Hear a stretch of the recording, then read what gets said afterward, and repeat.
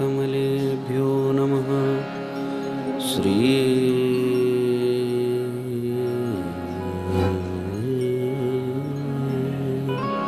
गुरुपरमदयालवे नमः। श्री हरिगुरुवैष्णवसन्तचरणकमलेभ्यो नमः।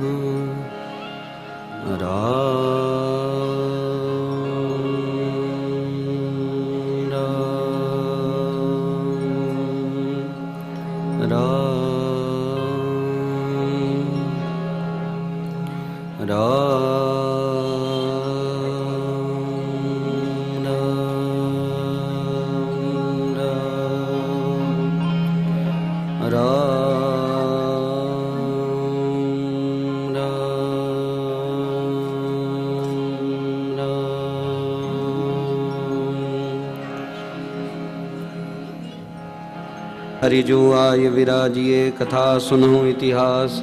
तुम श्रोता या भक्त मान के तुम पद रज मम दास। तुम पीछे जो और हैं श्रोता हैं रसखान। तिनके सकल मनोरथ पूर्वं श्री भगवान। वांछा कल्पतरुभ्यश्च कृपा सिन्धुभ्य एव च पतितानां पावनेभ्यो श्री वैष्णवेभ्यो नमो नमः। नारायणं नमस्कृत्य नरं चैव नरोत्तमं देवीं सरस्वतीं व्यासं ततो जयमुदीरयेत्। वसुदेवसुतं देवं कंसचाणूरमर्दनं देवकी परमानन्दं श्रीकृष्णं वन्दे जगद्गुरुम्। परब्रह्म सद्गुरु प्रणम्य पुनि सब संत नमोय। हरि रामामुर भवन में या पद समान को।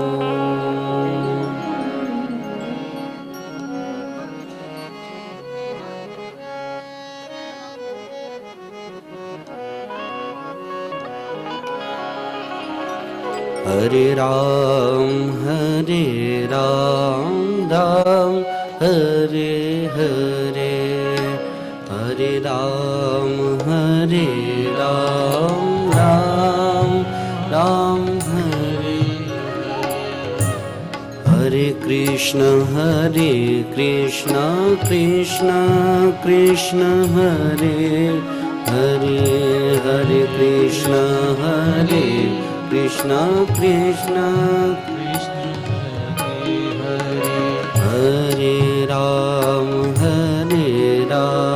राम राम हरे हरे। हरे राम राम राम हरे हरे। हरे कृष्ण कृष्ण कृष्ण हरे हरे। हरे कृष्ण कृष्ण कृष्ण हरे हरे। हरे राम राम राम हरे हरे। हरे राम राम राम। हरे कृष्ण कृष्ण कृष्ण हरे हरे। हरे कृष्ण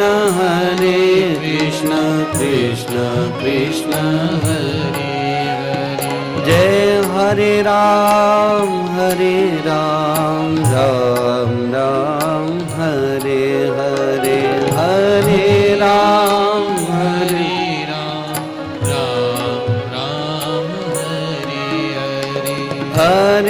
कृष्ण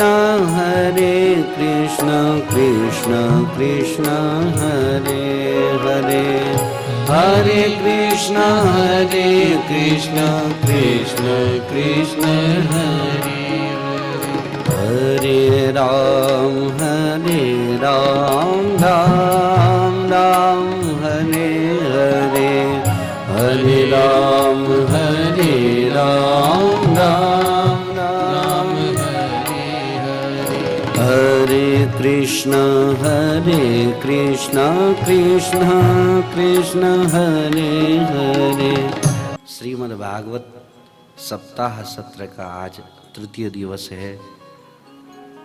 हम सभी लोग कथा में प्रवेश करते हैं। आप सभी लोग समाहित चित्त से कथा में विराजमान होवें। भगवान की विशेष कृपा करुणा है जो हम सभी को सत्संग प्राप्त होता है। मनुष्यों को सत्संग प्राप्त होता देख करके देवता लोग भी लालायित हो जाते हैं कि हमें भी सत्संग प्राप्त होवे, ऐसा संत महात्मा कहते हैं। और सत्संग की अनंत महिमा है।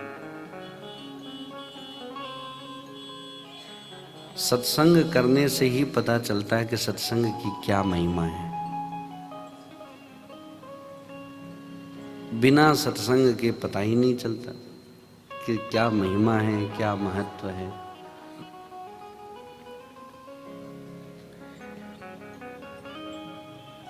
कोई बहुत ही अच्छा मिष्ठान होवे, मीठा, अब किसी ने पाया ही नहीं हो, कभी मुख में लिया ही नहीं, तो उसके स्वाद का वर्णन वो कैसे करेगा। जो उसको चखे उसी को ही पता चलेगा कि इसमें क्या स्वाद है, कैसी मधुरता है और इसकी विशेषता क्या है। ऐसा सत्संग करते करते, कथा श्रवण करते करते कथा की महिमा अपने आप पता लगने लग जाती है। ये कथा की विशेषता है।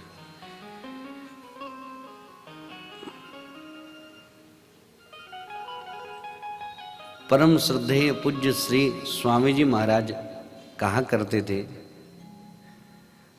कि हम सब लोग सांसारिक व्यवहार में खूब अच्छे से बनना चाहते हैं, खूब अच्छे से बन ठन के रहना चाहते हैं। सांसारिक व्यवहार में उसका भी ज्ञान सत्संग में ही होता है।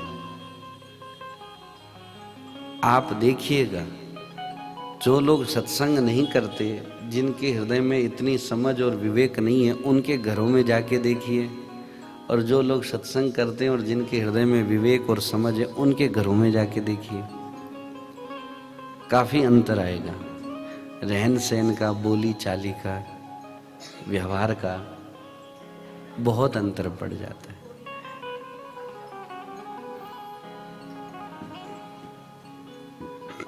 धन्य है वे परिवार जो भगवदीय है, जो भगवान से जुड़े हुए हैं, जो भगवान के भक्तों से जुड़े हुए हैं। धन्य हैं, उन सभी को खूब खूब प्रणाम है, क्योंकि वास्तविक जीवन की जो बात है वो उनके पास में है। और कई बार ऐसा भी होता है कि ज्ञान की बात सभी के पास में है, पर कौन कितना काम में लेवे और कौन कितना काम में न लेवे, बात यह है। सभी को पता है कि क्रोध नहीं करना चाहिए, सभी को पता है। अब सब बोलते भी क्रोध करने को की को नहीं हुए हो, पर करते सब है। चाहे थोड़ा करे, चाहे ज्यादा करे, चाहे सबके सामने करे, चाहे एकांत में करे, अंदर अंदर ही पसी जाए, जैसा भी। पर सभी को पता है क्रोध नहीं करना चाहिए, पर सब करते हैं।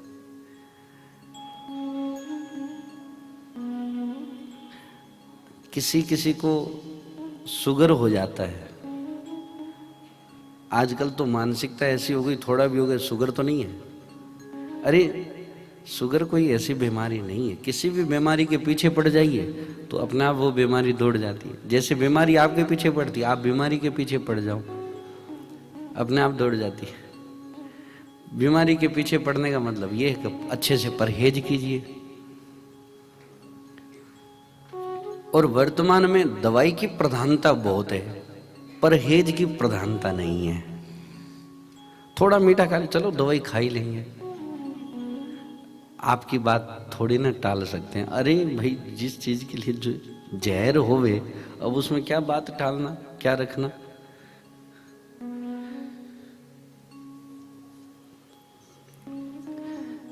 हमें पता है कि ये चीज नहीं करना चाहिए, फिर भी करते हैं, तो कहीं ना कहीं हमारे में कमी है, हमारे विवेक में, हमारे निर्णय में, हमारी समझ में। श्रद्धेय स्वामी श्री शरणानंद जी महाराज कहा करते थे कि अपने विवेक के प्रकाश में रहना चाहिए। विवेक यदि कह देता है कि क्रोध नहीं करना, तो चाहे कुछ भी हो जाए क्रोध मत कीजिए। मारवाड़ में एक कहावत है कि गाड़ियों में कोई घूमड़ा होएगी, कोई कुछ बोलता है तो उससे कोई घाव थोड़ी ना हो जाता है शरीर पर, घाव तो होता नहीं। तो कुछ भी हो जावे, बस क्रोध नहीं करना तो नहीं करना, चाहे कुछ हो जावे। किसी को कटु नहीं बोलना तो नहीं बोलना। ये बात मैं प्रसंग पे ही लेके आ रहा हूं, सहज जो विषय चला प्रसंग पे ही लेके आ रहा हूं।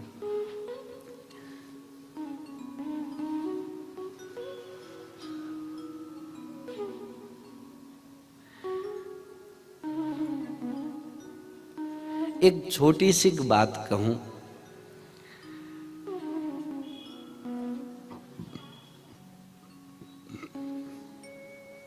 सभी व्यक्ति अपने स्वभाव की प्रधानता रखते हैं, समय और परिस्थिति की प्रधानता देखना चाहिए।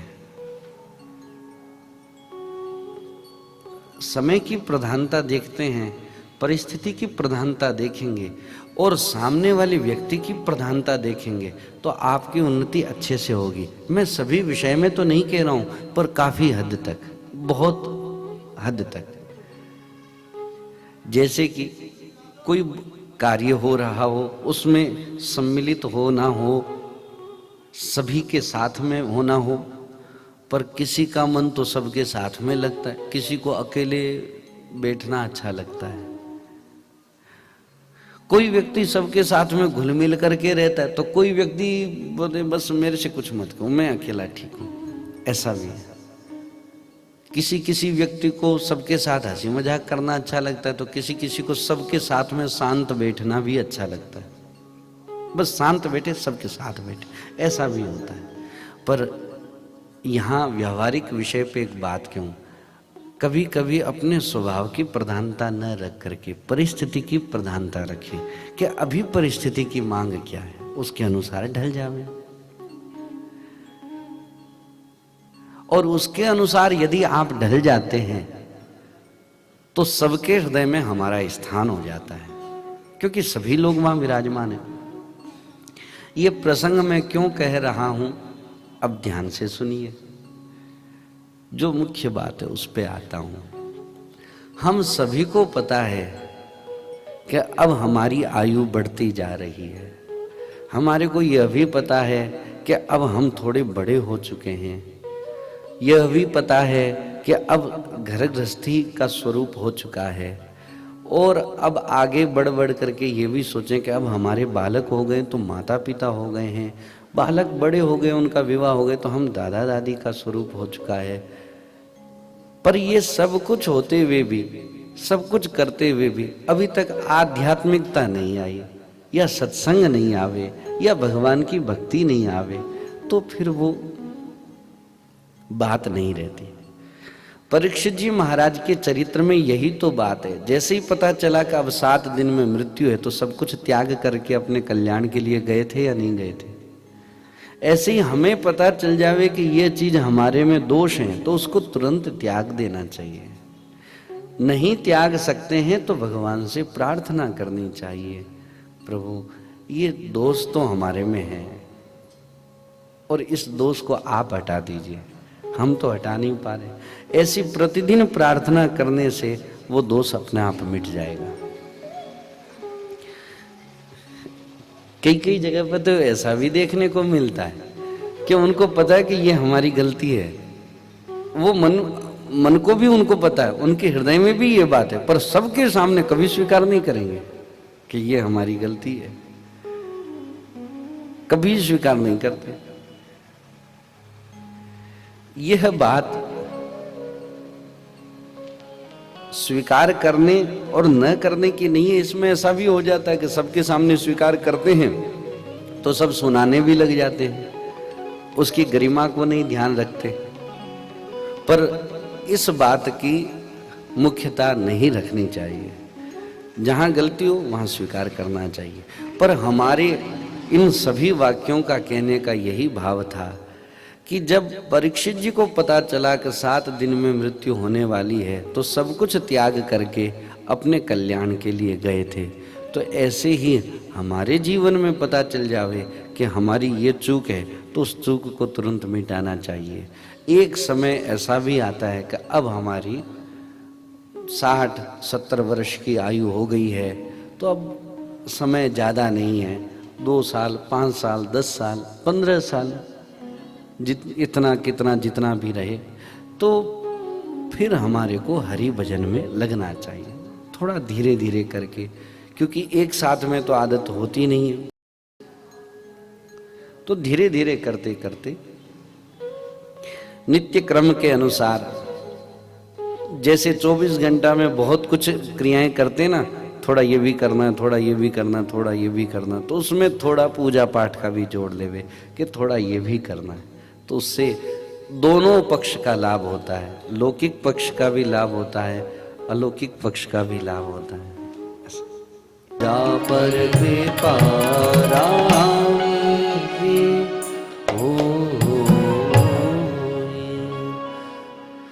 भगवान की जिनके ऊपर कृपा हो जाती है उनके ऊपर सभी की कृपा हो जाती है। और एक एक की कृपा होवे उसके लिए भटके तो भगवान की भी होती नहीं और उनकी होवे नहीं होवे कोई पता भी नहीं। इसलिए रघुनाथ जी की भगवान की कृपा हो जावे, यह प्रयास हम सभी को करना चाहिए। परीक्षित जी महाराज ने प्रश्न पूछा और बस चुप होकर के बैठ गए। तब श्री सुखदेव जी महाराज खूब ध्यानस्थ प्रसन्न चित्त हो करके वरीयाने सते प्रश्न कृतो लोकहितम नृप आत्मवित् सम्मतः पुंसाम श्रोतव्यादिषु यह परः। सुखदेव जी महाराज ने कहा, परीक्षित राजन, तुम्हारा लोक हित के लिए कहा गया प्रश्न ये बहुत ही उत्तम है, बहुत ही श्रेष्ठ है। मनुष्यों के लिए जितनी भी बातें सुनने, स्मरण करने या कीर्तन करने की है उन सब में यह श्रेष्ठ है। आत्मज्ञानी महापुरुष ऐसे प्रश्न का बड़ा आदर करते हैं। कई बार कईयों को प्रश्न पूछना भी नहीं आता कि हमें पूछना क्या चाहिए, हमें कहना क्या चाहिए, ये भी नहीं आता। आप विचार करेंगे तो आपको पता लगेगा। कई बार होता है ना कि हम कोई बात बोल के आ जाते और बाद में लगता नहीं ये बात नहीं बोलनी चाहिए थी, ये बात बोलनी चाहिए थी, तो ठीक रहता। तो प्रश्न पूछना भी नहीं आता। पर सुखदेव जी कहते हैं, तस्मात् भारत सर्वात्मा भगवान ईश्वरो हरिः श्रोतव्यः कीर्तितव्यश्च स्मर्तव्यश्चिच्छता भयम्। परीक्षित, जो अभय पद को प्राप्त करना चाहता है, एकदम अभय, किसी भी प्रकार का कोई भी भय नहीं है, उसे सर्वात्मा सर्वशक्तिमान भगवान श्री कृष्ण की लीलाओं का श्रवण करना चाहिए। सबसे पहले श्रोतव्य, श्रवण करना चाहिए, उनके नामों का कीर्तन करना चाहिए और उनका स्मरण करना चाहिए। भगवान की लीलाओं का श्रवण करें सबसे पहले, फिर उनके नामों का कीर्तन करें और फिर उनका स्मरण करें। तो अपने आप ही एतावान सांख्य योगाभ्याम स्वधर्म परिनिष्ठया जन्म लाभः परः पुंसाम मनते नारायण स्मृति पाठ है, हनुमान चालीसा। कुछ भी बस क्रम अपने जीवन में जरूर रखिए। कुछ सारे क्रम तो करते ही हैं, सांसारिकता का ऐसा कौन सा क्रम है जो हम नहीं करते, करते ही। मनोरंजन के भी सारे क्रम करते ही हैं। कई बार हमें करना नहीं आता फिर भी माडा नहीं करा तब भी करते हैं। पता है कि ये चीज नहीं आती पर नहीं 10 जनों से पूछेंगे कि ऐसा होता कैसे है, फिर भी करते हैं। तो भगवत संबंध का जो विषय नित्य क्रम है वो जरूर करना चाहिए, बहुत लाभ होता है। अभी पता नहीं चलता जब हमारा मन अशांत हो जाता है, जब हमारा मन बहुत ज़्यादा चिंता से ग्रसित हो जाता है, जब हमारे ऊपर बहुत ज़्यादा कठिनताएं आ जाती है, चारों तरफ से अंधकार सा दिखने लग जाता है, कई बार कहते हैं ना अपने तन के कपड़े भी खाने लग जाते हैं, भोजन का स्वाद नहीं आता, नींद में अच्छे से सोते हैं फिर भी नींद नहीं आती, पानी भी स्वादिष्ट नहीं लगता, इतने भी कठिन कठिन समय आ जाते हैं। एक एक बार सभी संग बीती, तुम जानो हमरे संग बीती, सबके साथ बीतती है। उस समय वो नित्य नियम किया हुआ काम में आता है, बहुत काम में आता है, इसलिए नित्य क्रम जरूर करना चाहिए। तो जो मरणासन है उनके लिए ये बात, और जो वैसे मरणासन है कहाँ अब कुछ दिन 5 साल 10 साल, तो उनके लिए भी श्री सुखदेव जी महाराज कहते हैं राजन, उनको भी भागवत जी में तो ऐसा लिखा है कि उनको अपने घर से त्याग करके किसी जंगल में या किसी तीर्थ में कोई संतों के स्थान में आश्रम में जाकर के रहना चाहिए, एकांतवास करना चाहिए, पर ऐसा होना कठिन है वर्तमान में। अपने घर में ही किसी एक कक्ष में एकांत में बैठ करके भगवान का ध्यान करना चाहिए, भगवान का स्मरण करना चाहिए, भगवत स्मरण करना चाहिए।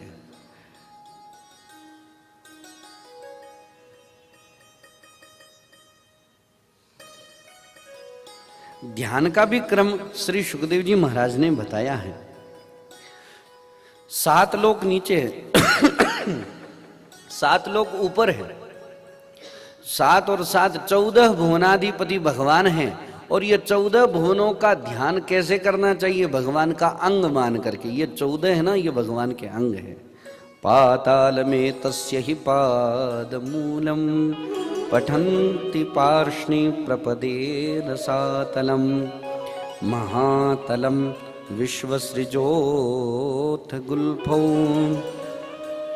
तलातलम वै पुरुषस्य जंघे। सप्तावरण संयुते, ये 7 आवरणों से युक्त ठाकुर जी का शरीर है, भगवान का शरीर है। तो कैसे? भगवान विराट स्वरूप से हैं, और विराट स्वरूप के जो पाताल हैं, ये अतल वितल सुतल तलातल रसातल महातल और पाताल, 7 लोक नीचे, और भूलोक भूअरलोक स्वरलोक जनलोक तपलोक और सत्यलोक, 7 लोक ऊपर।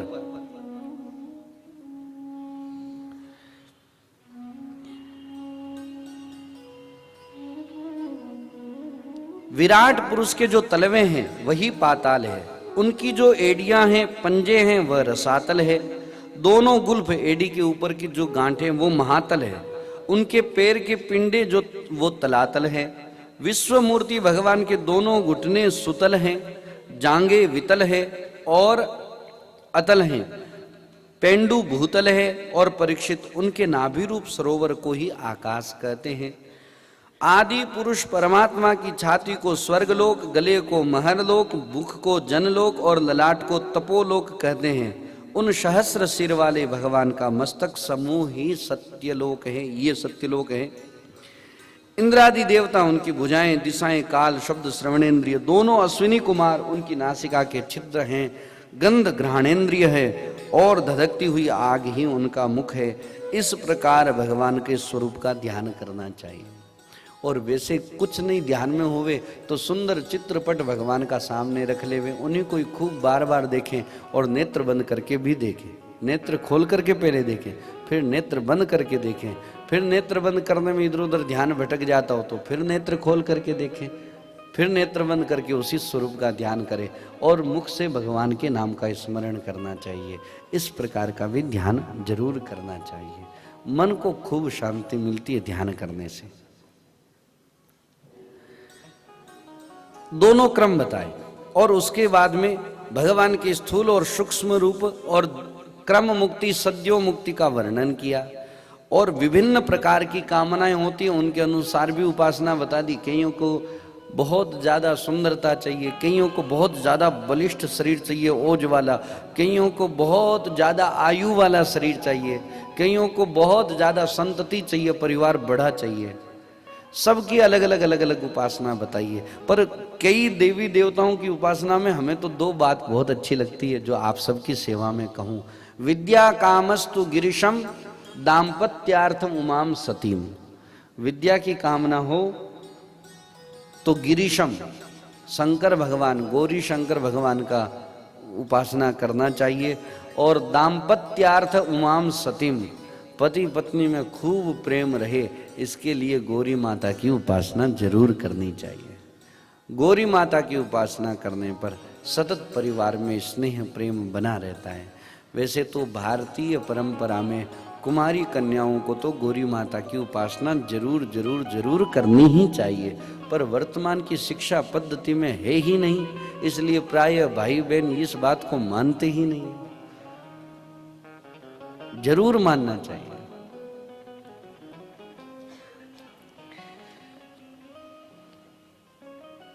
प्रायः माता पिता अपने बालकों की उन्नति करना चाहते हैं, पर कई जगह पर माता पिताओं की भी कुछ कुछ दिनचर्याओं में ऐसी ऐसी बातें होती है कि उस चीज को वो बदल ही नहीं पाते। उस चीज को बदलेंगे तो बालक लोग देखेंगे, बालक देखेंगे तो अपने आप उस बात का उनके ऊपर असर होगा। 12-14 वर्ष तक के बालक को आप जो भी करवाएंगे कर लेंगे, साथ में करवाना पड़ेगा। कुछ भी नहीं होवे तो शंकर भगवान को उनके हाथ से जल चढ़ा दीजिए, तुलसी जी में जल चढ़ा दीजिए। शिव महापुराण में या किसी ग्रंथ में ऐसा वर्णन आया है, एक व्याध, व्याध कितना पापी, पक्षियों को मारने वाला, एक व्याध पक्षियों को मारने के लिए गया, रात वहीं व्यतीत हो गई और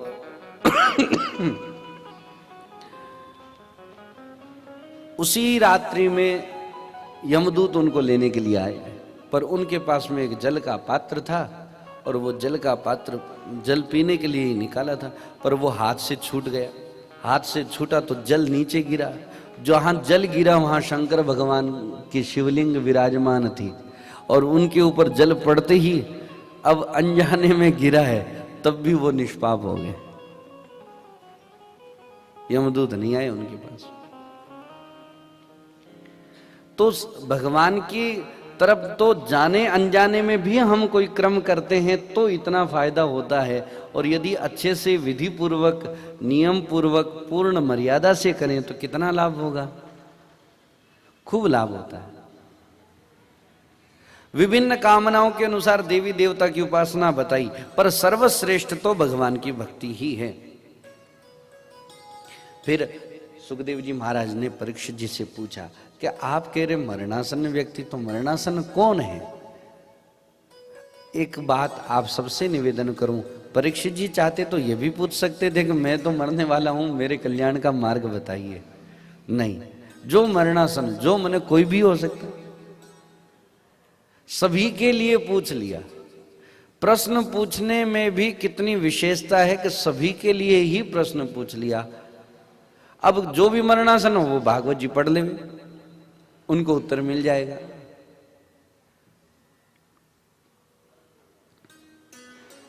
आपने कहा मरणासन व्यक्ति, कौन मरणासन है? तो बोले मैं ही हूं। कितना? बोले 7 दिन का समय है। अरे 7 दिन तो बहुत है। सूर्य वंश के राजा, इक्ष्वाकु वंश के राजा खटवांग हुए हैं, उन्होंने तो 2 ही घड़ी में कल्याण कर लिया था। कैसे? इंद्र की तरफ से युद्ध करने के लिए गए थे दैत्यों से। इंद्र देवता प्रसन्न हो गए कि आप हमारी तरफ से युद्ध करेंगे, खूब प्रसन्न हो गए। मांगो वरदान, क्या चाहिए, मैं क्या दूं? तो खटवांग ने कहा और कुछ नहीं चाहिए, मरने का जब मेरे समय हो जावे तो 2 घड़ी पहले आप मुझे बता दीजिएगा कि अब आपकी मृत्यु एकदम निकट है। 2 घड़ी पूर्व।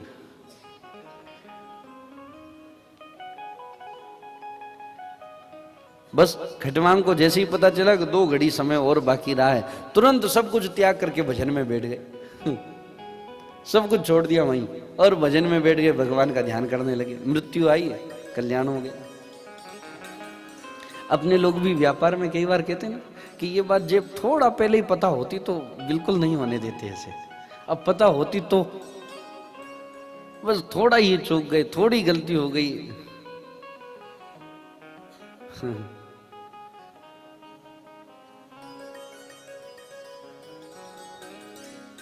वो कुछ क्षण भी बहुत विशेषता के होते हैं कि एक पल में कल्याण हो जावे, एक पल में एकदम अधोगति को प्राप्त हो जावे। खटवांग का कल्याण तो 2 ही घड़ी में हो गया था। 2 घड़ी मतलब 1 घड़ी 24 मिनट, और 24 48 मिनट में कल्याण हो गया। आपके पास में तो 7 दिन का समय है, तो खूब विस्तार का। तब तो परीक्षित जी महाराज खूब निश्चिंत हो गए। 7 दिन का समय तो बड़े राजी हुए।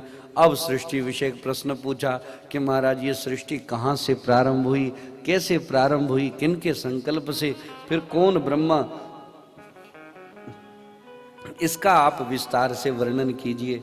तब श्री सुखदेव जी महाराज सृष्टि का वर्णन करते हैं कि भगवान नारायण जो शेष सैया पर विराजमान है, ये ही सभी अवतारों के कोष है। सभी अवतार इन्हीं से ही होते हैं। ये जब जब बैठ करके संकल्प करते हैं तब नाना प्रकार की लीला करते हैं। ओ छेल चिकनिया नटवर नागर लीला धारी, तैयारी नित नहीं लीला की करे। छेल चिकनिया नटवर नागर लीला धारी, तैयारी नित नहीं लीला की करे। विष्णु भगवान शांताकारं भुजगशयनं पद्मनाभं सुरेशं, विश्वाधारं गगन सदृशं मेघवर्णं शुभांगं, लक्ष्मीकान्तं कमलनयनं योगिभिर्ध्यानगम्यं। ऐसा स्वरूप श्री विष्णु भगवान का, नारायण। अब चिंतन करते रहते। लक्ष्मी जी कहते अच्छा अकेले अकेले चिंतन कर रहे हैं, हमें नहीं बता रहे, हमें भी बताओ, हम भी साथ में चलेंगे। आपका सही। कोख में युक्त बालक की मां को नारद जी ने संपूर्ण शास्त्र ग्रंथ, अच्छे अच्छे उपाख्यान सब सुनाए, सब सुनाए। मानो गर्भ में ही ज्ञान करवा दिया। कई बालकों में गुण अवगुण अच्छे संस्कार वो आते कहां से? बाहर से कहीं नहीं आते, सब माता पिता से ही आते हैं। कई लोग कहते ये बालक इतना जिद्दी तो नहीं था, ये जिद आया कहां से?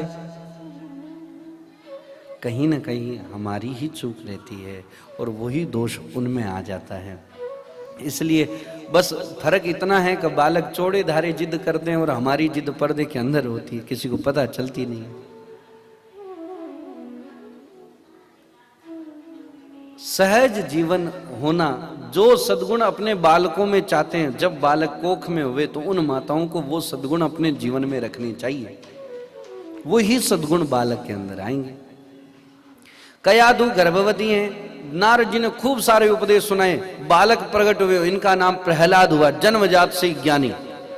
हिरण्यकशिपु ने पढ़ने के लिए, जब बड़े हुए तो पढ़ने के लिए भेजा असुर बालकों के साथ में। शुक्राचार्य जी के दोनों पुत्र उनके यहाँ पाठशाला में पढ़ने के लिए भेजा। प्रहलाद जी महाराज बलि पधारे।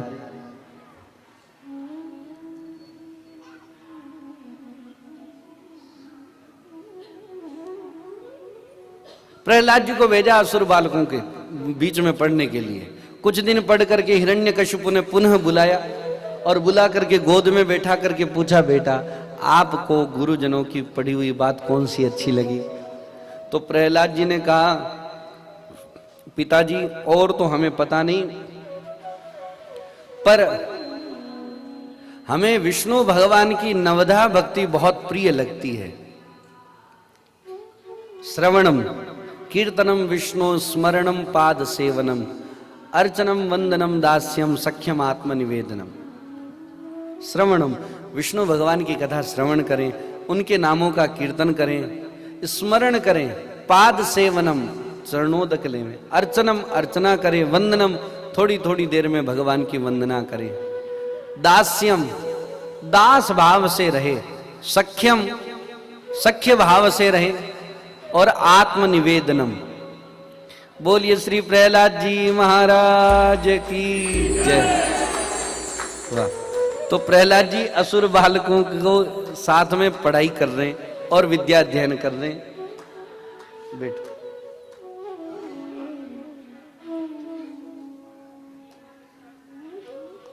अब कथारी तरफ क्यों ध्यान कौन रही, देख ले। अब देखो कौन श्रृंगार करियो, वो कौन है? बोलिए भक्तवत्सल भगवान की। प्रहलाद जी महाराज असुर बालकों के साथ में पढ़ते हुए भी आसुरी विद्या नहीं ध्यान में आई, भगवतीय विद्या।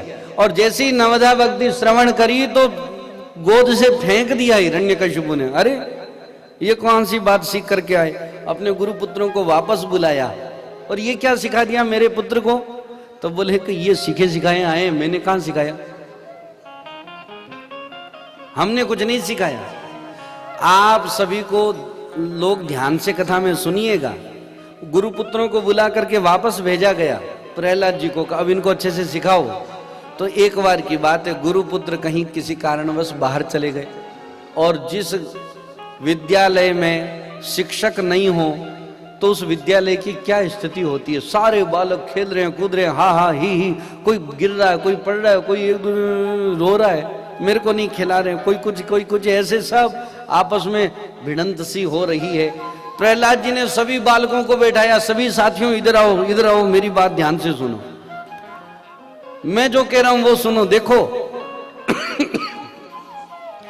ऐसा कौन सा खेल है जिसमें सबकी जीत होवे, हार किसी की होवे ही नहीं। आप कोई हारता है तो उदास हो जाता है, कोई जीतता है वो उसको चिढ़ाता है ऐसे अंगूठा दिखा दिखा करके। ऐसा कौन सा खेल है जिसमें सबकी जीत होवे, हार किसी की होवे ही नहीं। तब प्रहलाद जी को सभी बालकों ने कहा, अरे भाई प्रहलाद, ऐसा भी कोई खेल है? बोले हाँ खेल है। संत लोग बताते हैं, राम दड़ी चोड़े पड़ी, सब कोई खेलो आए। दड़ी मतलब गेंद, खेलने वाली गेंद। राम दड़ी चोड़े पड़ी, सब कोई खेलो आए। अरे दावा नाही संत दास, जीते सो ले जाए। जो जीते उसकी है गेंद, खूब खेलो।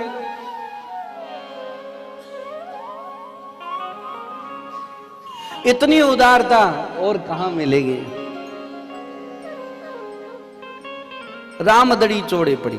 असुर बालकों को अच्छे से उपदेश दिया कि आप लोग नाराज हो रहे हो, खेद रहे हो, कोई जीत रहा है तो उसको किस बात की प्रसन्नता कि मैं जीत गया। तो जो दूसरे को दुख दे करके प्रसन्न हो जावे तो वो प्रसन्नता किस काम की। और अच्छा आप लोग हार गए तो हार गए तो दुखी क्यों हो रहे हो, नुकसान क्या हुआ, दूसरी बार पुनः अच्छे से खेलें। बहुत उपदेश दिया। मैं सभी भाई बहनों को, माताओं को एक करबद्ध प्रार्थना पूर्वक एक बात कहना चाहूं। वर्तमान में पाश्चात्य पद्धति की बहुत हवा चल रही है, अब तो बहुत ज्यादा अति, और भारतीय परंपरा की पढ़ाई में बहुत ज्यादा कमजोरी आ रही है। ऐसा नहीं होना चाहिए। ठीक है, आदर सभी का है, पर ध्यान तो अपना ही होना चाहिए। भारतीय परंपरा का प्रथम अक्षर क्या है? अकार है या नहीं है? वर्णमाला का प्रथम अक्षर क्या है? अ। और गीता जी में लिखा है अक्षराणाम अकारोस्मि, अक्षरों में अकार मैं हूं। बिना अकार का कोई अक्षर बोला जा सकता है क्या? आधा क बोल करके बताऊं, पूरे के साथ में आधा बोला जा सकता है। तो भारतीय परंपरा का प्रथम अक्षर अकार है, और इधर पाश्चात्य पद्धति का प्रथम अक्षर क्या है? ए। किसी को कहे कि अजी इधर आना, ए इधर आना, कौन सा अच्छा लगेगा? अ से ही तो अच्छा लगेगा। ए एंट का स्वरूप। और एक और बात, एप्पल मने सेव होता है, फल। काम किया नहीं और फल की चाहना पहले। अरे हमारे यहां तो मां फलेषु कदाचन, कर्तव्य कर्म की प्रधानता है, फल की प्रधानता नहीं है। कर्मण्येवाधिकारस्ते, फल तो अपने आप मिल ही जाएगा। कर्म प्रधान विश्व करीदा का, कर्म की प्रधानता है, फल की नहीं। और पाश्चात्य पद्धति में पहले से ही फल की इच्छा।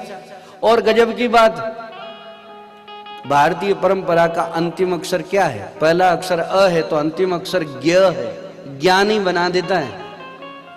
वर्णमाला ही ज्ञानी बना देवे। और पाश्चात्य पद्धति का प्रथम अक्षर ए है तो अंतिम अक्षर क्या है? जेड। एक प्रकार से जेब्रा, गधे की प्रजाति, ढोते ही रहो।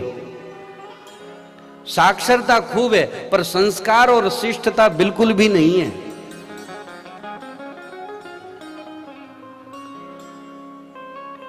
इसलिए आप सभी लोग, प्रायः माताएं बहनें, इतना सत्संग सुनने के बाद में भी देखते हैं कि बालक का जन्मदिन होते तो केक ले रहो और उसको काटो।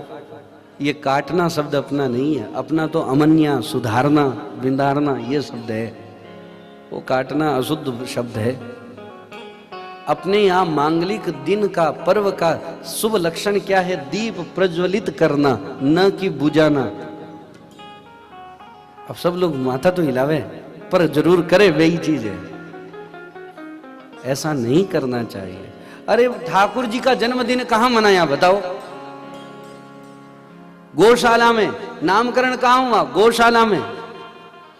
हम सबको वह क्रम करना चाहिए। मैं विशेष भाई बहना ने घणो ही ढलो हो, नहीं नहीं मैं तो वही कहना। अब बेचारे माता पिता मना करते रह जाते हैं। ध्यान रखना चाहिए। हमारी परंपरा का मर्यादा हम नहीं रखेंगे तो कौन रखेगा? श्री प्रहलाद जी बालकों को उपदेश दे रहे हैं। अपने भी एक पद के माध्यम से थोड़ी वर्णमाला का स्मरण कर लें। ओ भज राधे कृष्ण मुरार, भूल नहीं जावना रे।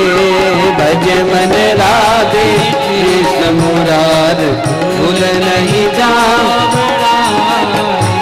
ओ तेरे रे वे सदा सुख चैन, हरि का गुण गावना रे। तेरे रे वे सदा सुख चैन, हरि का गुण गावना। भज मन राधे कृष्ण मुरार, भूल नहीं जावना रे। भज मन राधे कृष्ण मुरार, भूल नहीं जावना। ओ तेरे रे वे सदा सुख चैन, हरि का गुण गावना रे। तेरे रे वे सदा सुख चैन, हरि का गुण गावना। कका कृष्ण यशोदानंदा, कका कृष्ण यशोदानंदा। खा खूब बजो गोविंदा, खा खूब बजो गोविंदा। गगा गिरधर गोकुल चंदा, गगा गिरधर गोकुल चंदा। घगा घट में श्री भगवान, भूल नहीं जावना रे। घगा घट में श्री भगवान, भूल नहीं जावना रे।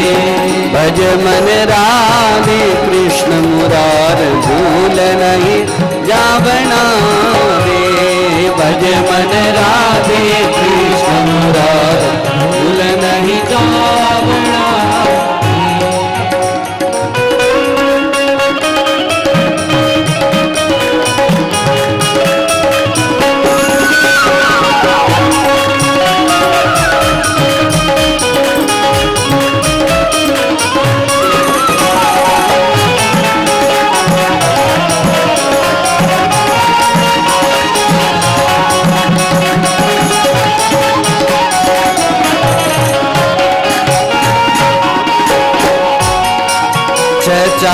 चाहे जो कुछ काम, चचा चाहे जो कुछ काम।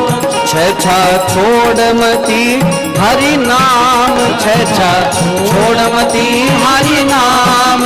जय जा जपा करो श्री राम, जय जा जपा करो श्री राम। जय झा झुक कर करो प्रणाम, भूल नहीं जावना रे। जय झा झुक कर करो प्रणाम, भूल नहीं जावना रे। आजकल प्रणाम करते लोग ये गोडे तक जाते, पैर तक जाते ही नहीं। अब गोडे तक जाओ जन बोले गोडे ही मिली नहीं। पैरों में विष्णु भगवान का निवास होता है इसलिए पैर छू करके फिर माथे पे लगाना चाहिए।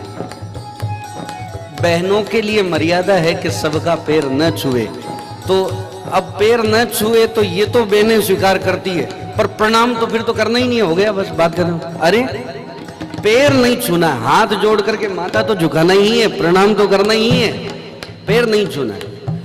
और कई बालकों से कहते हैं ना माता पिता को प्रणाम किया, माने शर्म आवे। अब आप लोग लड़ने में शर्म नहीं करते और माता पिता को पैर छूने में शर्म आती है। ऐसा बिल्कुल नहीं होना चाहिए।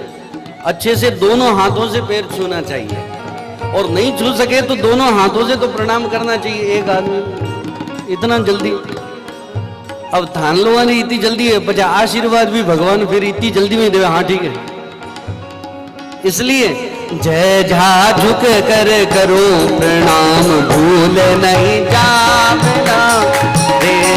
जय झा झुक कर करो प्रणाम, भूल नहीं जाना रे। भज मन राधे कृष्ण मुरार, भूल नहीं जाना रे। भज मन राधे कृष्ण मुरार, भूल नहीं जाना रे। टटा टेढ़ी नजरों वाला, टटा टेढ़ी नजरों वाला, ठठा ठाकुर श्री गोपाल, ठठा ठाकुर श्री गोपाल। डडा डाल बेजंती माला, डडा डाल बेजंती माला। ढा ढोरों के, ढोर मतलब पापों का पहाड़, और उनको मिटाने वाले कौन है? ढा ढोरों के प्रतिपाल, भूल नहीं जाना रे। ढा ढोरों के प्रतिपाल, भूल नहीं जाना रे। भज मन राधे कृष्ण मुरार, भूल नहीं जाना रे। ओ भज मन राधे कृष्ण मुरार, भूल नहीं जाना।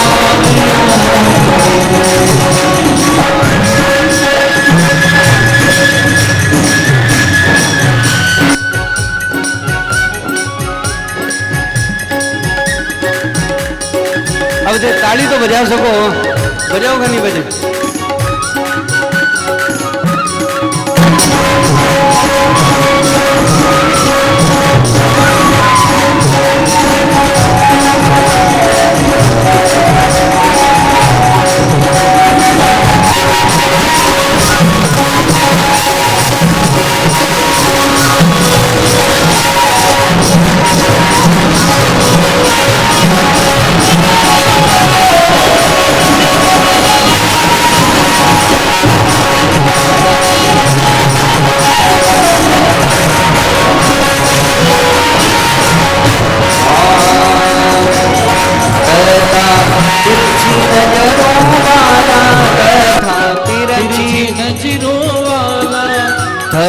धीरम से प्रभु ध्यावो, था धीरम से प्रभु ध्यावो। दामोदर गुण गावो, दामोदर गुण गावो। दामोदर गुण गावो, दामोदर गुण गावो।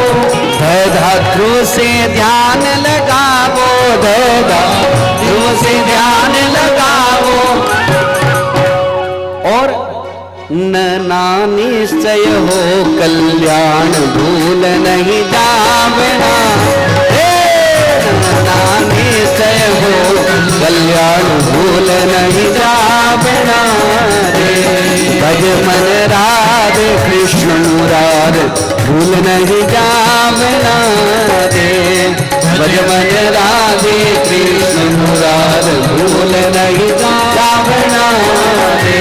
ओ तेरे रे सदा सुख चैन, हरि का गुण गावना रे। तेरे रे सदा सुख चैन, हरि का गुण गावना रे। पपा प्रभु बड़े कृपाला, पपा प्रभु बड़े कृपाला।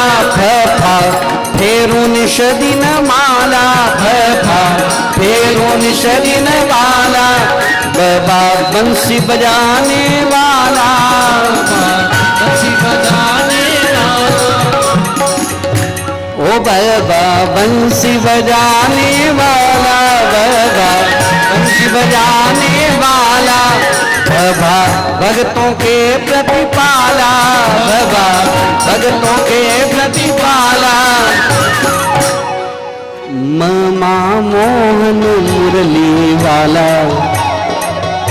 ओ ममा मोहन मुरली वाला, भूल नहीं जावना ममा मोहन मुरली वाला, भूल नहीं जावेगा, भजमन राधे कृष्ण मुरार, भूल नहीं जावना भजमन राधे कृष्ण मुरार, भूल नहीं जावना तेरे रे में सदा सुख चैन हरि का गुण गावना तेरे रे में सदा सुख चैन हरि का गुण गावना, भूल नहीं जावना रे, भूल नहीं जावना रे, हरि का गुण गावना रे, हरि का गुण गावना रे। बोलिए भक्तवत्सल भगवान की जय। श्री प्रहलाद जी महाराज ने असुर बालकों को उपदेश दिया इतना अच्छे से, किस क्रम से हमारे को रहना चाहिए, क्या नहीं करना चाहिए, क्या करना चाहिए, ये संपूर्ण क्रम बताया। और उसके बाद में जब ये उपदेश दे रहे थे, कीर्तन करने लगे, उपदेश देने लगे, उसी समय दोनों पुत्रों ने जाकर के, गुरुपुत्रों ने हिरण्यकशिपु से कहा, और हिरण्यकशिपु आए तो जोर से फटकार लगाई, अरे ये क्या कर रहे हो,